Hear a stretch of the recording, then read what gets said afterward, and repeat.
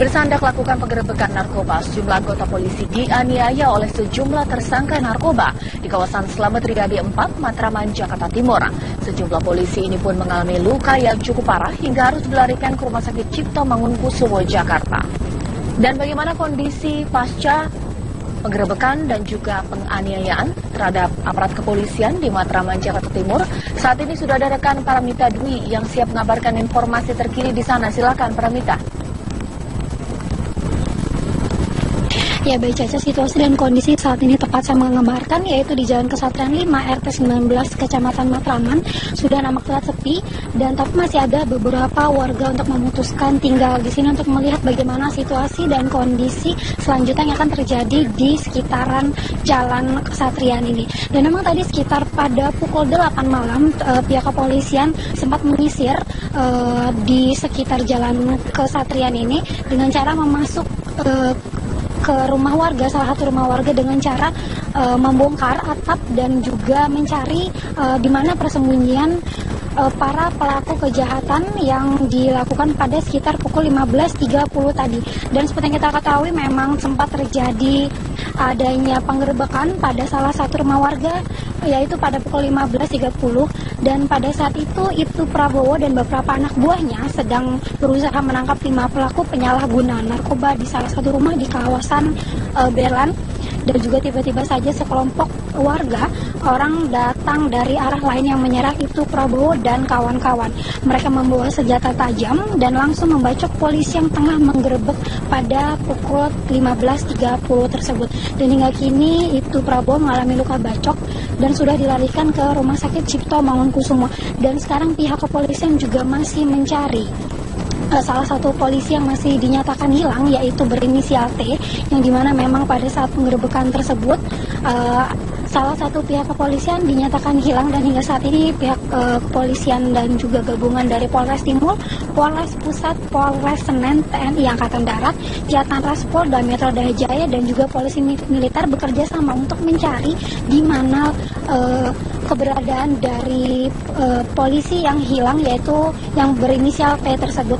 Dan hingga saat ini memang pihak kepolisian masih melakukan pencarian dan sudah berpindah ke Jalan Slamet Riyadi, dan mereka hingga saat ini masih menyisir di salah satu rumah yang dicurigai masih menjadi salah satu tempat persembunyian para tersangka yang digerebek pada sore hari tadi.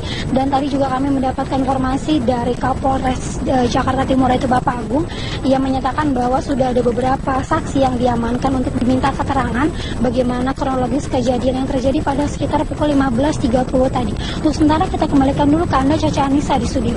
Baik, Paramita, mengenai juga keterlibatan warga yang melakukan penganiayaan dan juga pengeroyokan terhadap aparat kepolisian, apakah beberapa di antaranya yang menjadi otak dari penganiayaan tersebut sudah diamankan oleh aparat kepolisian?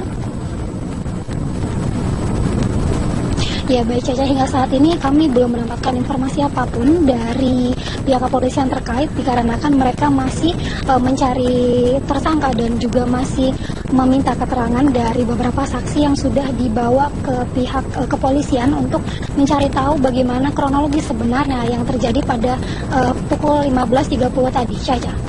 Lantas apa yang dilakukan aparat kepolisian, mengingat kawasan Berlan padat pemukiman dan juga banyak sekali warga yang bermukim di sana? Pencarian terus dilakukan. Apakah masyarakat masih bisa beraktivitas seperti biasanya? Ya baik Caca, kalau memang sekitar pukul 15.30 hingga pukul 8 tadi suasana di sini sedikit terlihat lebih mencekam, dan juga pihak warga di sekitaran Berlan ini juga keluar rumah untuk melihat bagaimana situasi dan kondisi penggerebekan yang dilakukan pihak kepolisian. Namun pukul 10 saat ini warga sudah nampak terlihat menjalankan aktivitasnya seperti biasa dan tidak ada kepanikan. Namun hingga saat ini pihak warga di Berlan ini masih diantisipasi untuk tetap berhati-hati, dan juga jika melihat tersangka ataupun gerak-gerik yang mencurigakan untuk segera melaporkan kepada pihak yang berwajib agar dapat segera menangkapnya ataupun mencari tahu siapa dalang di balik penggerebekan pada hari ini yang dilakukan pada pukul 15.30, Caca. Baik, terima kasih Paramita Dwi mengabarkan langsung dari Matraman, Jakarta Timur. Dan pemirsa, kita ke informasi lainnya mengenai gelombang aksi unjuk rasa pencopotan Jaksa Agung HM Prasetyo dan pemeriksaan Ketua Umum Partai Nasdem terus bergulir. Hari ini dua kelompok massa berunjuk rasa di depan Gedung Komisi Pemberantasan Korupsi dan di depan Istana Merdeka.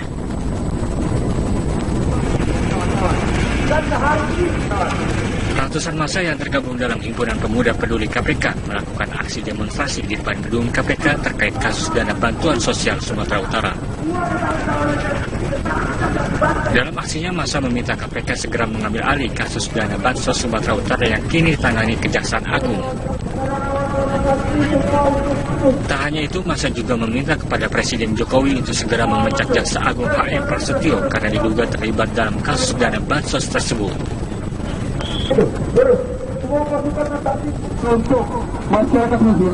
Hal senada dilakukan massa yang tergabung dalam Gerakan Masyarakat untuk Perubahan atau Gempur yang juga berorasi hari ini di depan istana. Copot HM Prasetyo dari jabatannya. Yang kedua, Bapak Jokowi harus memberikan spirit, motivasi, semangat kepada KPK untuk segera memanggil dan memeriksa saudara Surya Paloh yang juga terlibat di dalam kasus dana bansos, di mana beliau diduga kuat meminta jatah satuan kerja perangkat dinas oleh Bapak ex-Gubernur Sumatera Utara, Bapak Gatot Pujonegoro. Ini harus diselidiki oleh KPK dan Jokowi jangan biarkan ini sampai terlantar. Karena apa? Semangat nawacita itu juga harus ada semangat penegakan hukum. Supremasi hukum harus adil, jangan tajam ke bawah dan tumpul ke atas. Pengunjuk rasa menilai Presiden Joko Widodo lamban dan takut untuk melakukan pemecatan terhadap Jaksa Agung HM Prasetyo. Padahal Jaksa Agung tersebut sudah terang-terangan terlibat kasus dana bansos sumut bersama Surya Paloh. Tim TV One mengabarkan. Polisi memastikan salah satu jenazah pelaku teror di kawasan Jalan MH Tamrin, Jakarta adalah Sunakim alias Afif yang tewas akibat baku tembak dengan polisi. Ya, meski keluarga belum memastikan di mana jasad Sunakim atau Afif akan dimakamkan, namun warga Desa Kalensari berbeda pendapat menanggapi rencana pemakaman Afif.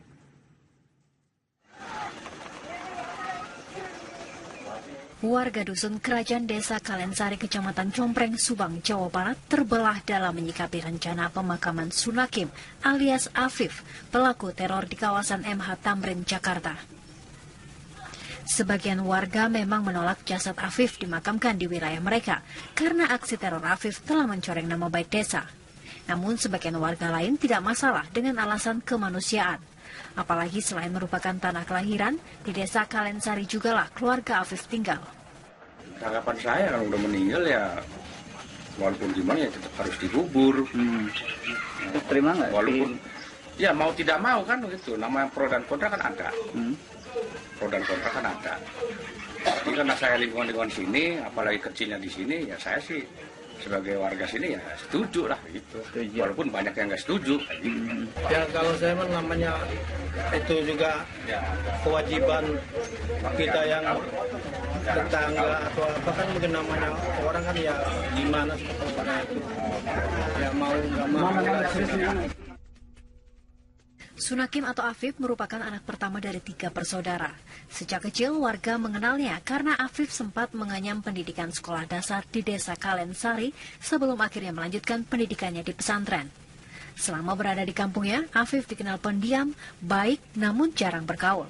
Sunakim juga diketahui mengikuti latihan menembak atau kegiatan terorisme di wilayah Aceh.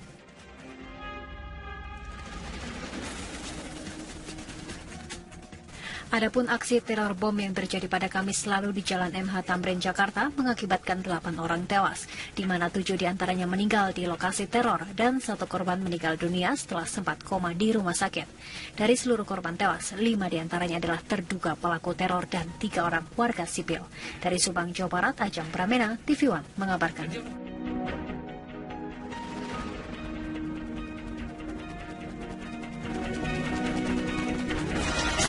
Mungkin juga dipastikan ini target utama atau tidak begitu, tapi terjadi ledakan yang cukup keras di dalam kafe Starbucks. 40 menit kurang lebih demikian.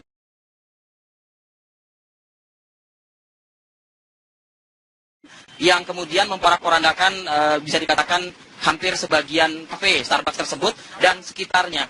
Kalau pagi ini visual yang bisa kami update perbarui untuk Anda adalah masih terdapat sekitar kurang lebih 27 personil tugas keamanan kepolisian, baik itu dari Sabara maupun juga Brimob, yang di standby-kan sejak malam tadi berjaga-jaga dengan senjata lengkap dan juga menggunakan baju anti peluru.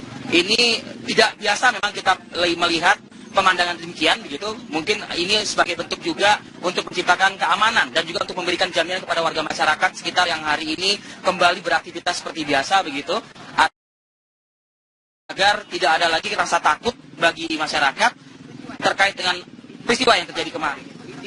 Saya ingin bergerak ini, saya sudah menunjukkan sisi samping dari kafe Starbucks. Saya ingin mengajak Anda saat ini mungkin tidak bisa terlalu banyak untuk kita visualkan ya, karena seng-seng di sini sudah terpasang, ditutup, praktis ditutup begitu oleh petugas dari mungkin saja ya menghindari sterilisasi begitu yang saat ini mungkin masih dilakukan oleh petugas laboratorium forensik maupun juga institusi-institusi terkait begitu.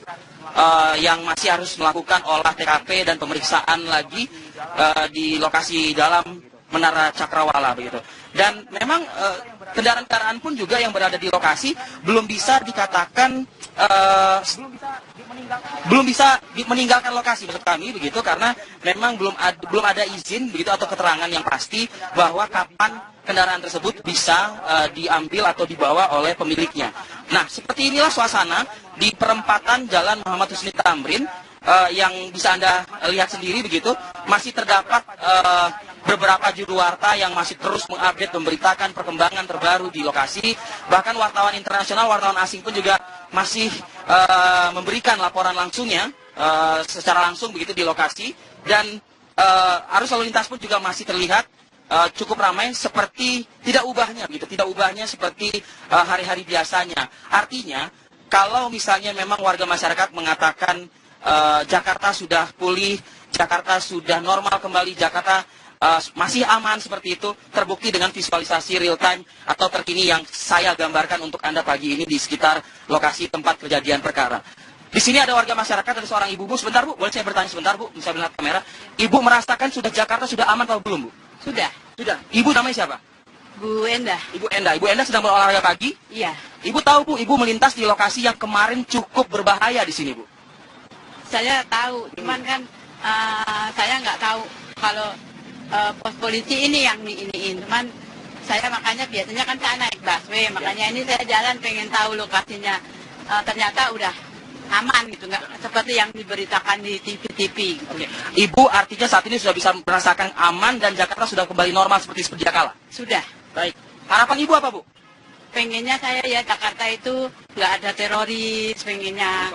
Terus pengennya aman, kondusif. Jadi warga itu nggak nggak selalu diliputi ketakutan. Kecemasan dan yang lain-lain. Ibu selamat berolahraga lagi Bu, nikmati suasana Jakarta yang aman ini Bu, terima kasih. Dan pemirsa, itu tadi testimoni dari salah seorang warga yang memang menyampaikan Jakarta sudah kembali normal, meskipun mereka menyampaikan kalimat tersebut di lokasi yang cukup mencekam, cukup menakutkan bila mana kita review kembali yang kejadian yang terjadi pada pagi sampai dengan siang hari kemarin. Nah, saya sudah berada di depan menara, persis Menara Cakrawala yang masih ditutupi seng di hampir sebagian sudutnya begitu. Ini untuk sekali lagi untuk menghindari kondisi yang memang tidak boleh dijangkau begitu ya oleh warga masyarakat, mengingat juga sterilisasi masih diberlakukan. Tampak kendaraan-kendaraan juga belum berpindah dari lokasi yang seperti yang kemarin. Saya ingin menunjukkan kendaraan yang mana mungkin kalau teman-teman di kantor bisa memutarkan kembali video yang beredar kemarin. Ini ada kendaraan yang memang menjadi saksi bisu bisa dikatakan, berwarna putih, sedan warna putih dengan kondisi bodi samping yang bisa dikatakan remuk begitu ya, setengah remuk begitu, dengan ban mobil juga yang kempes. Kalau misalnya ini bisa dibandingkan dengan video yang beredar di masyarakat, memang salah satu pelaku dari 5 yang tewas dalam aksi kemarin meledakan dirinya tepat persis di samping kendaraan berwarna putih, sedan warna putih yang ada di visual Anda pagi ini pemirsa. Dan Dan beberapa pelaku lainnya tentu juga berdasarkan video yang beredar, kita tidak bisa memastikan apakah ini akurat atau tidak, karena memang belum ada pernyataan resmi terkait dengan video tersebut. Tampak juga sudah tergeletak, tidak bernyawa, dan satu orang lainnya pun juga terduduk begitu. Saya tidak bisa memastikan apakah ini memang karena tembakan aparat kepolisian yang melakukan penyergapan, tapi seperti inilah situasi yang bisa kami gambarkan pagi ini di Menara Cakrawala. Informasi yang kami peroleh juga tidak ada aktivitas, artinya belum ada pembukaan aktivitas yang berarti di Menara Cakrawala maupun juga di gedung Teater Jakarta yang berada tepat di belakang Menara Cakrawala. Artinya seluruh perkantoran yang ada di Menara Cakrawala maupun juga di gedung Teater Jakarta bisa dipastikan pagi ini masih tertutup dan tidak diperkenankan untuk beraktivitas pada pagi hari ini. Saya sudah bersama juga dengan warga masyarakat di sini. Bapak, boleh Pak saya bertanya dengan Bapak? Bapak namanya siapa? Nenong. Bapak? Nenong. Bapak Nenong. Bapak Nenong dari warga Jakarta? Enggak, Sulawesi. Sulawesi. Bapak datang sini mau ngapain nih? Lihat kejadian kemarin. Oke. Bapak tahu nih lokasi ini menjadi lokasi yang cukup berbahaya kemarin, Pak? Saya tahu lewat TV. Oke. Pagi ini Bapak merasakan seperti apa di lokasi tempat yang kemarin menjadi pusat perhatian masyarakat Indonesia secara keseluruhan? Kalau melihat Pagi ini bagaimana? agak ngeri juga. Enggak ngeri ya. Sudah aman? Sudah aman. Bapak bisa merasakan itu? Aman. Aman insyaallah. Oke. Harapan Bapak, Pak, dari warga Sulawesi melihat ibu kota kita diganggu oleh orang-orang tidak bertanggung jawab seperti ini begitu? Harapan saya yang pelakunya itu diamankan dan dikasih. Kalau melihat begitu tewas, tapi tidak saja kalau mudah-mudahan sudah tidak ada pelaku lain begitu, Pak. Oke, baik. Ini semua dari Sulawesi berarti ya, Pak ya? Baik, oke. Tapi itu yang terjadi kemarin, Pak, dan harapannya pagi ini sudah kembali normal, netral kembali begitu kondisinya. Selamat menikmati kota Jakarta, Pak. Terima kasih Bapak atas waktunya bersama kami, dan banyak sekali di sini yang memang memanfaatkan waktu untuk memberikan gambaran foto seperti itu, mengambil gambar, selfie seperti itu juga, dan itu juga beredar juga di media sosial yang beredar kemarin. Artinya hanya dalam waktu 4 jam petugas berhasil mengungkap dan menembak mati, begitu bisa dikatakan, para pelaku yang mengganggu suasana kenyamanan kota Jakarta, ibu kota Jakarta kemarin hari. Indi. Ya, Arif Fadil, kalau Anda berada di sekitar Menara Cakrawala, ada beberapa masyarakat yang hadir. Di sekitar Sarinah, Gedung Sarinah juga ini cukup banyak masyarakat yang datang membawa anak-anak. Dan tampaknya mereka memang bertujuan untuk melihat-lihat situasi dan kondisi setelah ledakan kemarin.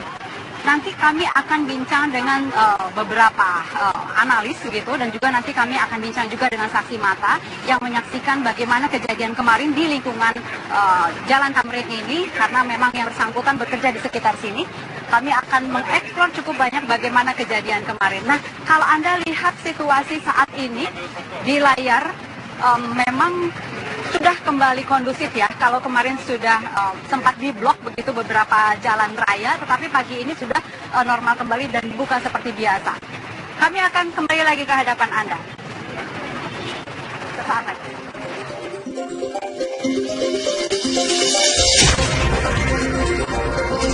Kami akan kembali lagi ke hadapan Anda. Polisi.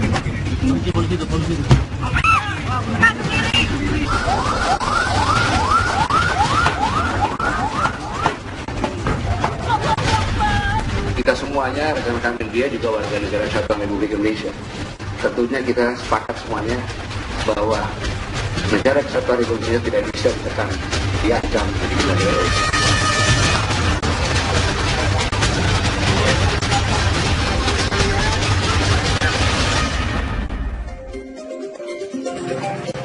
Kembali di Apa Kabar Indonesia, ini adalah situasi saat ini, detik ini, di kawasan Tamrin, Jakarta Pusat. Suasana sudah mulai ramai dan tampaknya memang tidak cukup banyak masyarakat yang merasa ketakutan karena terbukti seperti biasa mereka melakukan aktivitas di sekitar kawasan Tamrin, bahkan melintas begitu. Nah, kalau saya ingin boleh menggambarkan bagaimana situasi pos polisi pagi ini, Anda bisa melihat ada beberapa karangan bunga yang sudah berdiri di sekitar pos polisi di kawasan Tamrin ini. Ada sekitar 3 atau 4 mungkin yang menyatakan turut berduka cita atas apa yang terjadi kemarin. Kalau melihat situasi kemarin, Kawasan Tamrin ini seperti lokasi peperangan begitu. Di sini terjadi tembak-tembakan. Di sini juga terjadi pelemparan granat. Bahkan ada bom yang memiliki ledakan cukup lumayan dikatakan. Sempat meledakkan kawasan Tamrin ini, satu meledak di kafe Starbucks, dan kemudian satu lagi meledak di pos polisi, bahkan menewaskan 3 orang di sini. Nah, saya melihat situasi saat ini di Tamrin sudah cukup ramai, bahkan saya sudah siap berbincang dengan Bapak Kapolda Metro Jaya, Pak Tito Karnavian. Selamat pagi, Bapak. Selamat pagi Mbak Indi, selamat pagi, Assalamualaikum warahmatullahi wabarakatuh. Terima kasih Bapak. Waalaikumsalam, sudah meluangkan waktu untuk kami. Ingin mengetahui lagi, kemarin sudah sempat diumumkan, bahkan dirilis langsung oleh Bapak di istana, ada yang meninggal cukup banyak begitu Pak, ada 7 orang, 5 adalah pelaku. Ingin konfirmasi lagi, hanya 5 Pak? Tidak ada lebihnya yang kabur begitu? Iya, yang sementara fakta yang kita dapatkan demikian ya. Tapi ini kan dinamis fakta ini ya. Kita masih mengumpulkan saksi-saksi yang lain, kemudian kita mencari CCTV yang ada di sekitar sini, mengkonfirmasi dengan intelligence dan lain-lain. Ini nanti sangat dinamis.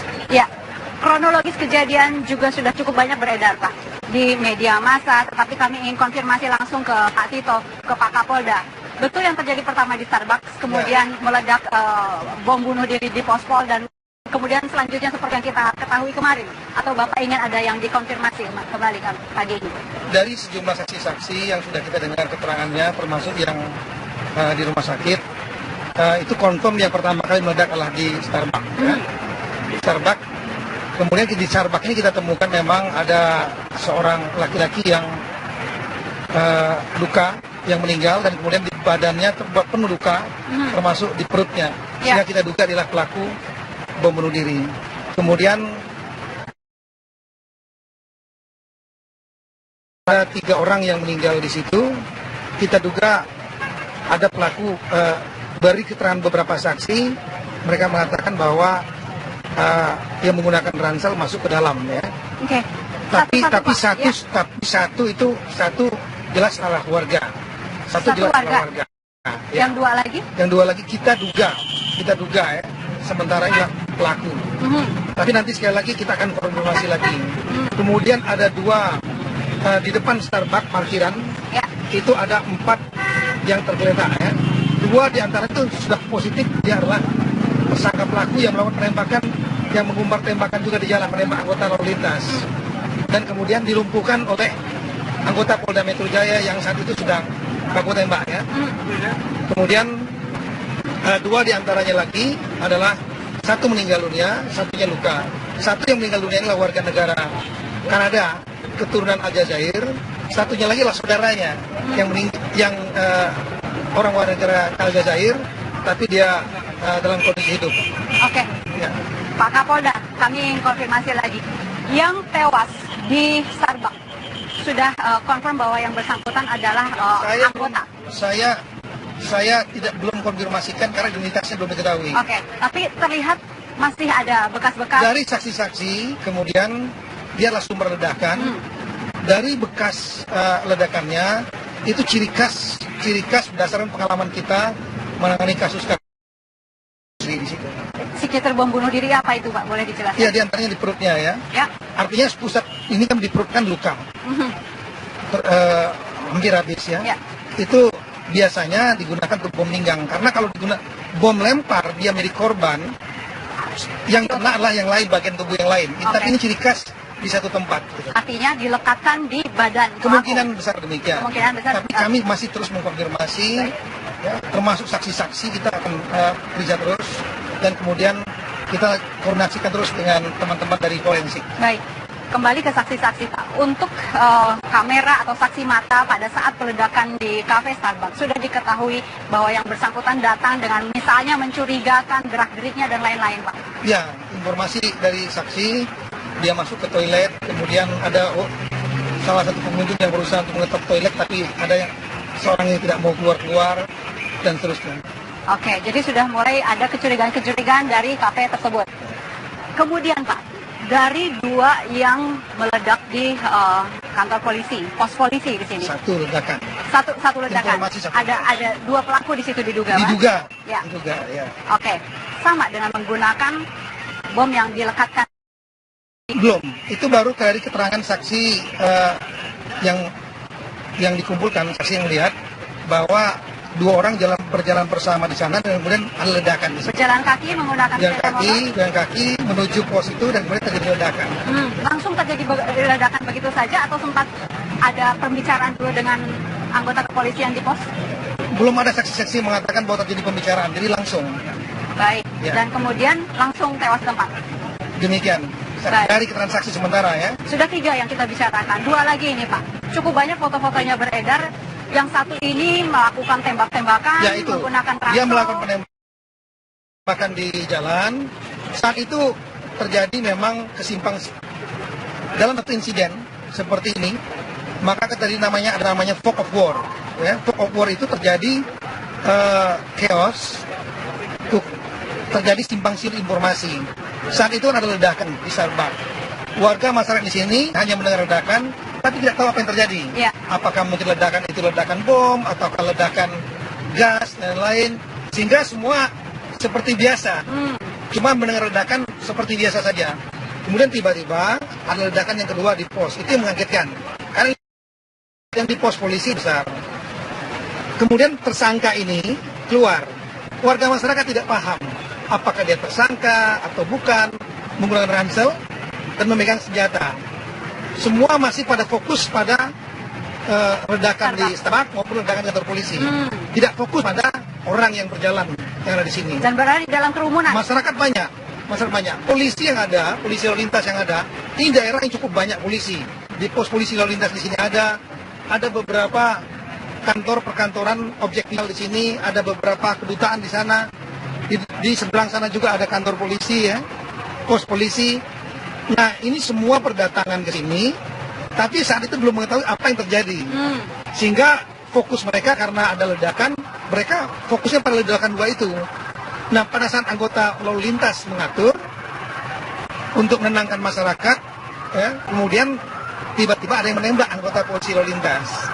Jadi ada 5 polisi yang terluka, 4 lah polisi lalu lintas, 1 ada di lokasi. 3 lagi ditembak, kemudian ada 1 petugas lagi, Provos, Jakarta Pusat, yang baru datang ketika juga ditembak. Jadi ada 5. Baik. Nah, kemudian setelah melihat ada tembakan itu, baru kemudian polisi yang lain sadar bahwa ini teroris. Kira demikian, karena menembak polisi.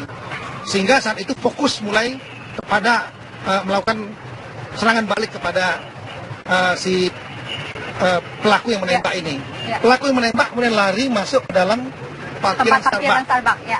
HT sudah mulai dinaikkan semenjak ledakan. HT siapa Pak? HT di jajaran Polda Metro Jaya. Baik. Begitu HT naik bahwa terjadi ledakan, seluruh Jakarta akan paham. Dan saya saat itu pun ada di kantor, mendengar ledakan langsung datang. Jadi peristiwa lebih kurang jam 10.40, kurang dari petugas sudah banyak di sini. 11 lewat terutama lalu lintas. Oke. Bukan saya lewat, saya 10.45. 5 menit dari itu petugas lalu lintas sudah ada di sini. 10.50 petugas yang ada di sekitaran sini sudah merapat ke sini, kita istilahkan merapat ya, mendekat. Kemudian pada sekitar kira jam 11 ya, jadi lebih kurang 15-20 menit, pasukan bersenjata sudah datang ke sini. Kemudian Karoop, kepala biro operasi yang saat itu akan mengamankan unjuk rasa di Monas lewat, dia pun langsung mendengar HT dan kemudian langsung paham bahwa ada pelaku teror. Kemudian kita mulai melakukan pengepungan pada yang bersangkutan. Kontak tembak lebih kurang hanya 15 menit lebih kurang, saya kira nggak sampai. 2 orang itu kita lumpuhkan. 2 orang dilumpuhkan karena merasa terdesak atau dia meledakkan? Memang sudah nggak bisa kemana-mana karena pertama ditembak dari depan, kemudian dari samping sebelah kanan Starbucks juga ada anggota, dari sebelah sana juga ada anggota, karena melalui HT kita kepung mereka.